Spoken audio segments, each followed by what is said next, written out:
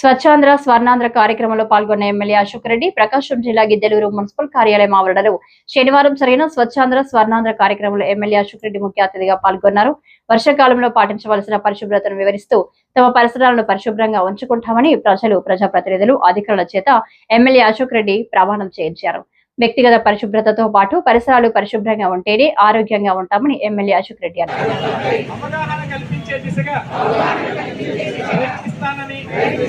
మన ఆంధ్రప్రదేశ్ను స్వచ్ఛ ఆంధ్రప్రదేశ్గా తీర్చిదిద్దేటట్లు నా వంతు కృషి చేస్తానని ప్రమాణం చేస్తున్నాను.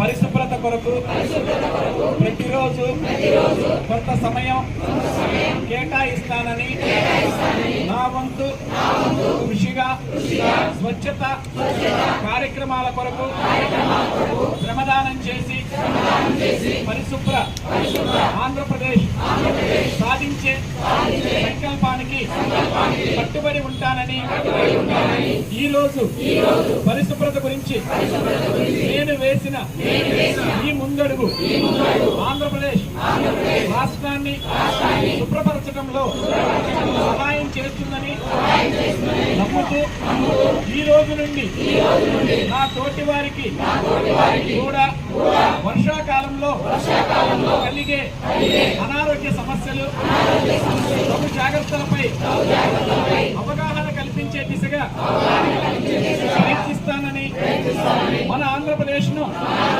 స్వచ్ఛ ఆంధ్రప్రదేశ్ గా తీర్చిదిద్దేటట్లు నా వంతు కృషి చేస్తానని ప్రమాణం చేస్తున్నాను.